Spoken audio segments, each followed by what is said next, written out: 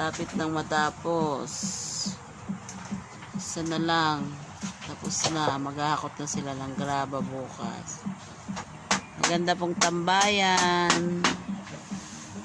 Cottage for rent po ito.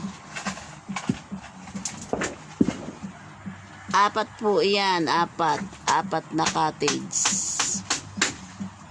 Hindi po dito mainit. Ayan lang po ang ilog pag nakaupo ka sa cottage. Mismong kalapit. Ayan. Tanaw po ang dagat at ang ilog, ang mga bundok.